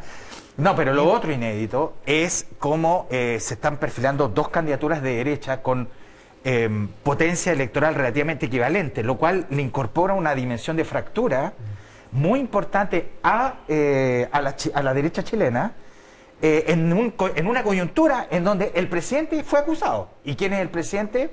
Técnicamente o políticamente el líder natural de la coalición gobernante. Es decir, la cantidad de factores que comienzan a enrarecer el clima general es muy importante. Por eso que lo que más quiere la oposición de que Chile Vamos salga a defender con todo al presidente, porque No. eso obviamente Y eso le va a tener una pérdida electoral fuerte por eso. Y eso es lo que revela, Cristian, es que esto es básicamente electoral. Lo que se aspira es que los actores actúen de acuerdo a esa lógica. A que si tú estás a favor o en contra de un gobierno, lo va a apoyar o va a estar... Si eres opositor, va a aprobar la acusación, y si eres del oficialismo, la va a rechazar. El tema de fondo, sí, y algo que mencionó muy a la pasada Cristian, pero que vale la pena, es de que la destitución de un presidente es la afectación más compleja respecto a la República. Y uno supone que ahí tiene que haber responsabilidad respecto de cómo. Recordemos, el presidente ya sufrió una acusación constitucional, la que fue descartada por parte de la oposición, bajo esa misma lógica, digamos. ¿Sabe qué? No podemos trastocar la voluntad popular que hizo presidente a Sebastián Piñera. Eso es lo que lo tiene ahí, la voluntad popular. No, esa no pasó la Cámara. A través de otra elección. Va a haber elecciones ahora. Es la manera, ¿no? Es la manera democrática de hacerlo. Salvo que, y ahí, porque hay una discusión respecto al cambio de régimen político en Chile. Yo iba a tocar eso. Si uno mira a Perú, en Perú, el presidente lleva 2 o 3 meses. No creo que llegue a 3 meses.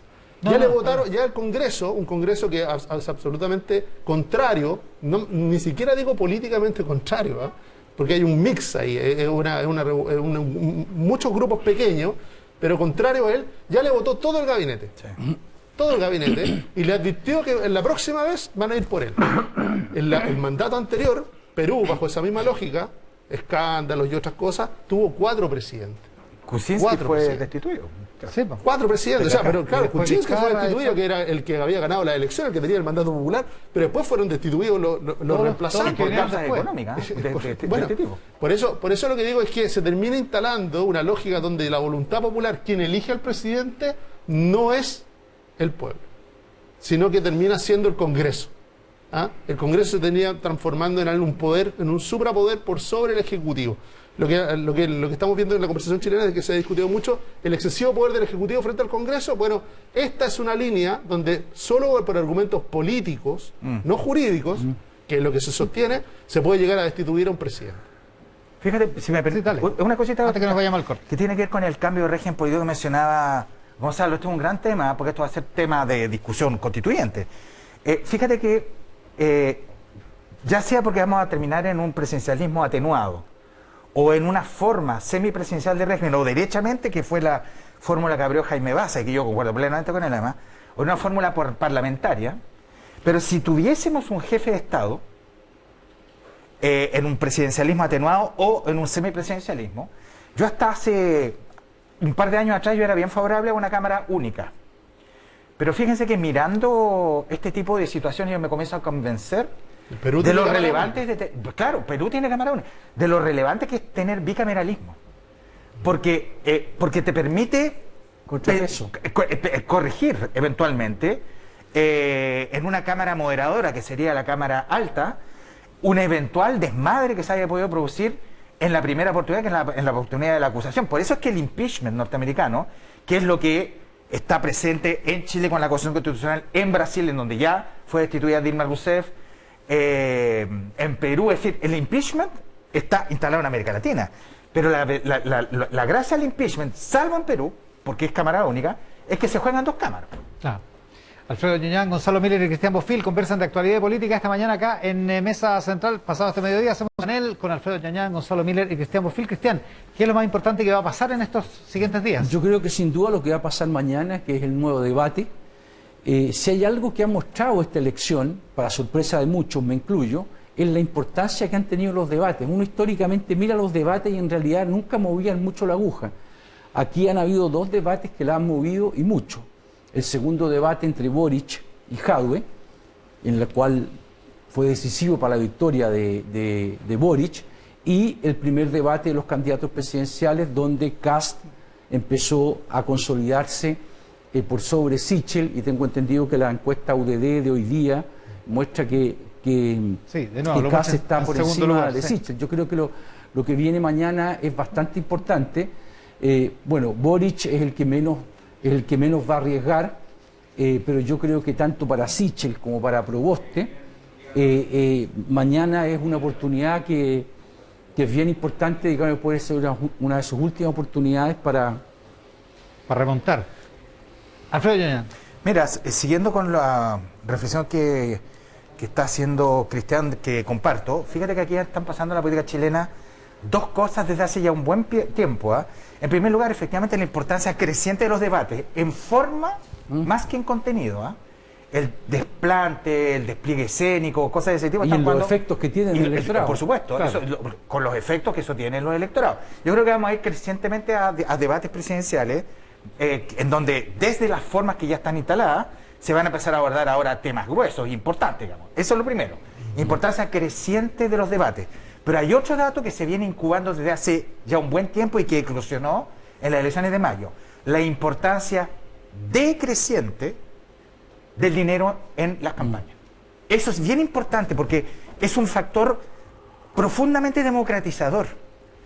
Porque cuando el dinero cumple una función excesiva, como los Estados Unidos, ese efecto que tiene el dinero puede generar formas de desigualdad muy profundas. El dinero en Chile no está produciendo, en campaña, no está produciendo grandes consecuencias y efectos. De hecho, en la última elección de mayo, de los 10 candidatos a convencionales que más recibieron dinero, si mal no recuerdo, 8 fueron derrotados. Ergo, eso significa que el dinero no está cumpliendo la función que antes cumplía. Gonzalo Miller. Yo creo que la expectativa sobre el debate de mañana tiene que ver con que no solo fijemos nuestro ojo en el debate, o sea, en las formas, no está bien, los canales han cambiado, el mayor protagonismo de los candidatos, la capacidad de interacción entre ellos, pero la verdad, el cambio real, en mi opinión, tiene que ver con la audiencia que está observando eso. Claro. Una audiencia que tiene menos lealtad de marca, menos lealtad con los candidatos y que está dispuesta a moverse, como se mueve finalmente detrás de cada uno de esos debates. Ahora, uno mira, dice el escenario, hay una expectativa muy fuerte Kast-Sichel, ¿no? Ahí está la energía de decir, bueno, ¿cuál de los dos va a pasar a segunda vuelta? ¿En qué condiciones? Ambos, de alguna manera, van sumando y viendo cómo se proyectan hacia esa segunda vuelta. Y por otro lado, parece que Boric aparece en un primer lugar no desafiado, no hay otro candidato en la izquierda, él no tiene competencia en su sector y quizá eso explica su lógica, ¿no? De alguna manera ir manteniendo menos riesgo, más distancia respecto a los debates. Sebastián Sichel planteaba en la entrevista al principio del programa que esta elección se había ido como perfilando con 4 candidaturas que son capaces de eventualmente pasar a segunda vuelta. ¿Coincides con ese análisis, Cristian? Sí, yo tengo la impresión de que Yarna Proboste está fuera de eso, está fuera, puede ser que ella entre, pero yo creo que Yarna Proboste básicamente ella no ha crecido, ella además entró a la campaña mostrándose como una mujer de Estado y no ha demostrado ser una mujer de Estado y se ha mimetizado mucho con Boric y la gente prefiere el original a la copia. Ahora, yo sí creo que el tema de la encuesta UDD que mencionaba, un tema importante, es que ni Sichel ni Kast pueden vencer a Boric en este momento. Ahora, claramente, Sichel tiene más espacio para crecer. El techo de Kast es muy bajo. Dicho eso, una cosa que yo no entiendo mucho, digamos, es por qué Sichel viene un programa de televisión el día antes de un debate donde debería estar concentrándose, digamos, para el debate, pero eso ya... Porque es un programa muy importante, vamos a decir. Y lo relevante de la encuesta que menciona de la UDD, del panel UDD, es de que la gran cantidad de personas que todavía no tienen opinión respecto a la segunda vuelta. O sea, de hecho, en una de las dos votaciones, la cantidad mayor de personas está en el ninguno, un 37%, claro. Y en la otra está en 34%. O sea, en un supuesto Boric Sichel, 37% no votaría. Claro, entonces que no votaría. Entonces hay algo también que yo creo que los candidatos tienen que entender de que está bien la repartición de la torta tradicional de la política izquierda-derecha, pero hay mucha gente que ha visto que sus temas se han quedado fuera y que también eso hace que ellos mismos estén pensando si vale la pena votar o no respecto a esta elección presidencial. Una última antes que cortemos. Sí, mira, yo proyecto el debate de mañana de cara a noviembre, a partir de un elemento demográfico. A mí me parece que la gran pregunta que va a ser la más definitoria de la elección es si las personas que tienen 60 años o más, que no han estado votando desde el plebiscito del 2020 y tampoco en la elección de mayo, y esos son alrededor de 1.300.000 personas que están faltando en la votación efectiva y que era el grupo que más votaba. Eso es. Y que ahora ya no está votando y que hipotetizamos ese abstencionismo de ese grupo se podría explicar, hipótesis, se podría explicar por la pandemia. No sabemos si ese grupo va a volver a votar en noviembre. Si vuelve a votar, porque tiene un patrón de comportamiento electoral diferente, moderado, muy asociado a la edad. A partir de los 60 años en adelante, las personas se vuelven naturalmente aversas al riesgo, cosas de ese tipo. Bueno, yo creo que buena parte del debate, me imagino, va a girar a hablarle a ese grupo. Eso. Y veremos si así es. Vamos a ver qué pasa. Alfredo Ñañán, Gonzalo Miller, Cristian Mofil, muchísimas gracias por estar con nosotros en el medio del fin de semana largo, además, conversando actualidad política. política. Pía Mondaca, sí. Sí, la echamos de menos, sí. La próxima vez se la cobramos. Muchas gracias a los tres de estar acá. Muchas gracias por la invitación. ¿Qué anda con Guagua Nueva? Mire, el gran desafío, la nueva Constitución, el último libro de René Cortázar, esto apareció hace un par de meses, ¿no? Sí, así efectivamente. El planteamiento es que aquí lo que se necesita para tener una buena economía es tener un sistema político renovado o mejor diseñado. O sea que necesitamos una reforma política, o sea que el sistema político en Chile no da para más, que las causas de nuestros problemas económicos tienen una raíz política y que sin una reforma política de verdad que incluye una reforma electoral no tenemos salida. Ahora tiene que empezar la convención a satisfacer eso, supongo. Ahora empezar la discusión y también la discusión probablemente a nivel de las candidaturas presidenciales. ¿Usted echa de menos que las candidaturas presidenciales aborden ese problema? O sea, me parece que es un problema central. ¿En qué sentido? Si uno mira lo que le pasó al país con una mirada un poquito más larga, salir de la coyuntura hoy día, uno observa que nosotros después de la transición tuvimos un cuarto de siglo de desarrollo muy acelerado, en que crecíamos entre el 70% y el doble que el resto del mundo. Y eso significó mayor creación de empleo, mayor creación de salario. Y después empezó a desacelerarse y de ese desarrollo acelerado pasamos a un desarrollo mediocre. Después del año 2014 ya estamos creciendo sistemáticamente por debajo del resto del mundo. Y entonces uno dice qué es lo que pasó. Y lo que pasó fue que deterioramos las reglas tributarias, deterioramos la regla fiscal, pasamos de superávit fiscales a déficit fiscales y así en las distintas áreas. Y uno dice, bueno, ¿y dónde se determinan esas reglas del juego que se deterioraron? Se determinan en el sistema político. Y por lo tanto, no puede haber una economía de calidad sin una política de calidad. Ya, pero el sistema político no había cambiado. Lo que cambió fue que se degradó por alguna razón. Cambiaron algunas cosas del sistema político importantes. Por ejemplo, cuando tú inicias la transición, tienes en el fondo dos grandes bloques políticos, por 1000 razones, que hacían de que negociaban entre sí y buscaban los acuerdos para hacerse cargo de los problemas del país. Al inicio. Eso fue cambiando. Hoy día lo que tenemos en la Cámara de Diputados son 15 partidos políticos, cada uno para su santo. Nadie de esos 15 partidos políticos se siente responsable de resolver los problemas que tiene el país. Cada vez que hay un problema que tiene algún grado de impopularidad, por ejemplo, hay que aprobar un tratado de libre comercio. Siempre hay algunos sectores que se oponen. Y entonces, ¿qué hace ese tratado de libre comercio? Está enterrado en el Senado hace 3 años. ¿Por qué? Porque con un sistema fraccionado, con 15 partidos políticos, cada uno para su santo, no hay salida. Yo no conozco ningún sistema del mundo con 15 partidos políticos, cada uno para su santo, que funcione adecuadamente. Y entonces necesitamos una reforma política. Es un dilema, porque eso fue el fin del binominal, digamos. Es que el binominal, efectivamente, que el binominal no era democrático. Y estuvo muy bien que se terminara con el binominal. El problema fue por lo que se reemplazó. Exactamente. Uno necesita un sistema electoral que lo que haga es que estimule a los distintos partidos a crear bloques. En el mundo abundan en la democracia los sistemas mayoritarios, Estados Unidos, Reino Unido, Francia, y los sistemas que más se adaptarían a Chile, como argumento en el libro, por ejemplo, Alemania, Nueva Zelanda, Corea, Japón.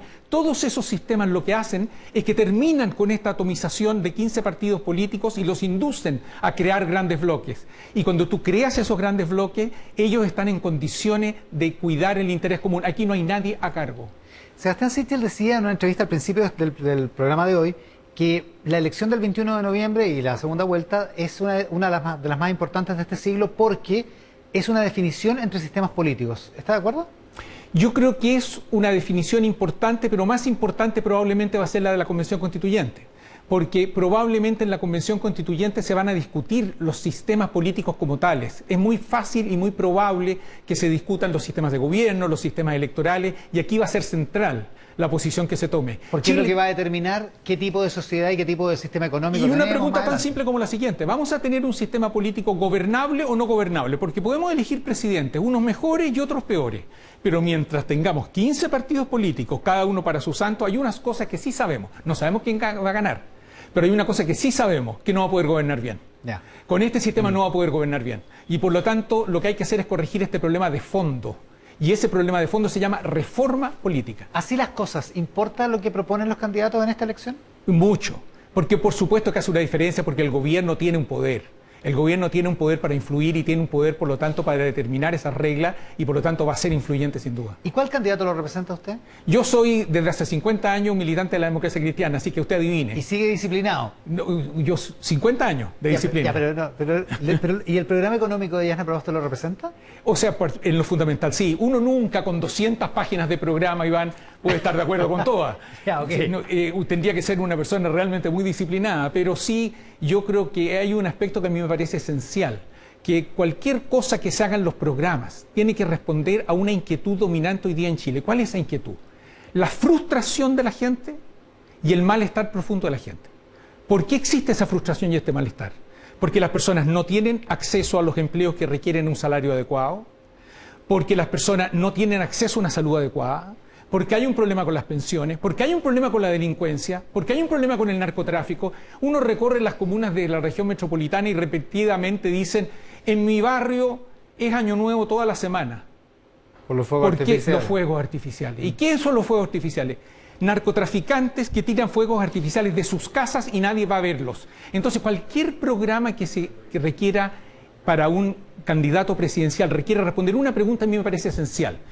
¿Cómo yo creo los empleos y los salarios que necesitamos? Y eso se llama invertir en empresas, invertir en construcciones, invertir en centros comerciales. Y segundo, ¿cómo obtengo recursos para la salud, la vivienda, la delincuencia y el narcotráfico? Y hay que recordar que en los últimos 30 años los ingresos del Estado aumentaron 6 veces.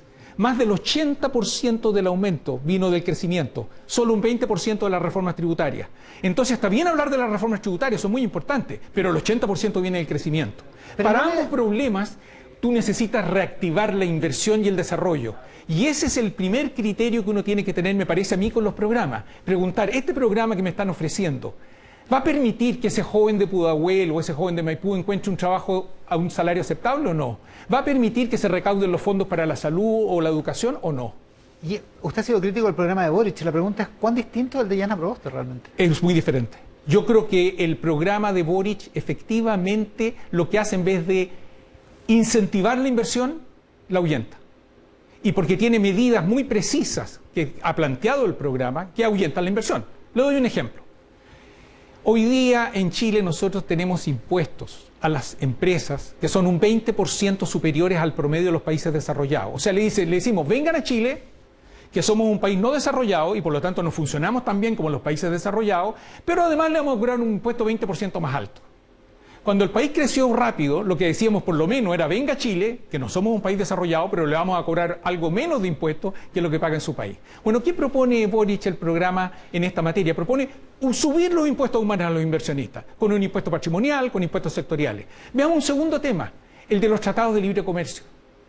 Hoy día, un inversionista, porque estamos en un mundo donde las inversiones se mueven de país a país apretando una tecla, lo que se llama normalmente un mercado de capital globalizado. Nadie está obligado a invertir en Chile. La gente, los chilenos y los extranjeros van de país a país. Y van eligiendo a su mayor conveniencia. A su mayor conveniencia los países. Los países que son capaces de atraer inversión, como lo hicimos Chile, logran el éxito. Y los países que no son capaces de atraerlo no lo logran. La senadora Proboste fue parte de era presidenta del Senado y no quiso poner en votación el TPP-11, por ejemplo. Estoy de acuerdo. Sin embargo, y por ello es una crítica que es lo que yo hago a la gestión actual. Sin embargo, en su programa no plantea lo que plantea el programa de Boric. Que es la revisión de todos los acuerdos internacionales. Que es decir, no solo no vamos a aprobar de inmediato el acuerdo, sino que adicionalmente vamos a revisar todos los programas anteriores y además los vamos a someter a una consulta vinculante a las regiones y a los municipios. Y hay un aspecto adicional, un tercer aspecto que me parece más central todavía en el programa de Boric, muy central, que es el siguiente. Cuando los inversionistas escogen dónde invertir, un aspecto que les interesa es cómo van a gestionar su inversión. Ellos lo que proponen es que dicen lo siguiente: cuando usted venga a Chile, no es verdad que usted como inversionista va a tener el directorio de la empresa donde va a gestionar su inversión. No. La mitad de ese directorio va a estar formado por personas que no son inversionistas, que son los trabajadores de la empresa. O sea, usted va a poner la plata en Chile y otros se la van a administrar. Yo le pregunto, Iván, ¿usted cree que hay muchos inversionistas en el mundo que están dispuestos a poner recursos de verdad en un país donde le dicen, ponga la plata en mi país, pero usted no la va a gestionar? La vamos a gestionar entre otros sectores. O no la va a gestionar totalmente, la va a gestionar la mitad. Ahora, no, ni siquiera la mitad, porque piense que cuando hay una inversión hay un inversionista dominante normalmente tiene inversionistas minoritarios. Cuando claro. él invierte en un país, en todos los países del mundo prácticamente, cuando él invierte, él le deja gestionar su inversión. Este programa lo que dice es no. Entonces a mí me parece que es ahuyentar la inversión que necesitamos. Esa medida, Nicolás Grau, que es uno de los principales gestores económicos en la campaña de Gabriel Boric, la defiende y reconoce que a los primeros años o las primeras medidas no son necesariamente pro inversión, pero dice que en el largo plazo sí hay incentivos para la inversión y además una cosa importante, dice, se trata de recuperar la legitimidad política de la empresa en el país porque esa legitimidad se ha perdido. Yo creo que pensar que la legitimidad política de la empresa se va a recoger impidiendo que los empresarios gestionen sus propios recursos me parece simplemente un autogol de media cancha. O sea, yo fuera una persona que estoy aspirando a un empleo en Pudahuel, en la Estación Central, y que tengo expectativa para los próximos años, me dicen, no se preocupe, lo que me acaba de señalar usted, no se preocupe, esto en el largo plazo lo vamos a arreglar. Por ahora, lo que yo sí sé es que los inversionistas que estén considerando invertir en Chile, cuando les planteen esa regla, lo que van a hacer es buscar otro país. Lo mismo que con los tratados de libre comercio, que congelan. Hoy día el Tratado de Libre Comercio lo firmó, el del TPP-11 lo firmó Perú. O sea, un inversionista que hoy día quiere exportar fruta, por ejemplo, y que tiene la posibilidad, y esto es realidad, que tiene la posibilidad de instalarse en Perú o en Chile. Si se instala en Chile, le dicen, estas son las reglas. Si se instala en Perú, le dicen, usted va a acceder a un mercado que ya tiene más de 500 millones de consumidores en condiciones privilegiadas. Un mercado al cual quiere ingresar China. Un mercado al cual quiere ingresar el Reino Unido. Un mercado a los que están fuera están haciendo intentos superiores por ingresar. Y donde nosotros los chilenos lo tenemos enterrado 5 meses y donde el programa de Boric dice, además va a seguir así, porque usted entenderá que si vamos a hacer consulta a las regiones y a las comunas antes de aprobar un nuevo tratado, esto va a ser mucho tiempo más antes que el país pueda dar un salto adelante. ¿Qué pasó que se deslegitimó esa manera de hacer negocios, esa manera de plantear la política comercial internacional? Yo no creo que se deslegitimó en el mundo, si esto es un problema. No, en Chile, digamos. En Chile yo creo porque lo que dicen hoy los parlamentarios de la concertación, de la ex concertación, que son del mismo gobierno que aprobó y que gestionó y firmó el TPP-11, el programa, el periodo Michelle Bachelet II, dicen, ahora cambió el tiempo, cambió el clima y ahora no podemos discutir esto porque la sociedad piensa de manera distinta. Yo creo que se ha impuesto, Iván, un relato que es muy pernicioso en la política chilena y que no está en la gente. Yo fui candidato derrotado por el Distrito 8 a la Convención Constituyente y pasé 4 meses, 12 horas al día haciendo campaña y escuchando. Y nunca escuché este argumento de parte de las personas, pero a nivel político sí se repite. El enfoque es más o menos el siguiente. Se mira la política y la economía como si fuera una torta suma cero. Como si fuera, tú ganas y yo pierdo. Para que yo gane, tú tienes que perder, como si fuera una torta suma cero. Y lo que se ha descuidado es la importancia de lo que estamos hablando aquí. Se ha descuidado de que para que surjan esos empleos, para que surjan esas oportunidades de mejor salud y educación, necesitamos más inversión, más crecimiento y no una economía estancada. Eso se ha perdido completamente de vista en el debate. Casi no se discute. Y al no discutirse, se deja fuera un elemento que es absolutamente medular. Esta semana, hace 2 semanas, o 2 semanas y media, salió en la prensa el último informe del Bank of America. ¿Qué decía ese informe? Decía, si usted quiere invertir en América Latina, nosotros le vamos a recomendar en qué países hacerlo. No lo haga en Chile. Durante 30 años esos informes comenzaban, si usted quiere invertir en América Latina, escoja Chile. Y por eso atraíamos grandes inversiones. Dice, quédese con Colombia, dice, vaya a Brasil, vaya a México, pero no a Chile. Eso que está ocurriendo con el Bank of America se está expandiendo en todos lados. Entonces yo lo único que creo es que esta es una gran desesperanza para la gente. La gente está muy frustrada, con enorme malestar por la falta de empleo, por la falta de salario, por los problemas de salud, por los problemas de delincuencia, y todo eso requiere inversión y crecimiento. No existe ninguna experiencia del planeta donde se haya logrado satisfacer las necesidades básicas de las personas sin pasar por el umbral del desarrollo. ¿Y de qué es lo único que no hablamos nosotros? Del desarrollo. René Cortázar, muchísimas gracias por la gentileza de venir hoy día al programa. Muchas gracias, Iván. Muy buenas tardes. Muy buenas tardes. Terminamos esta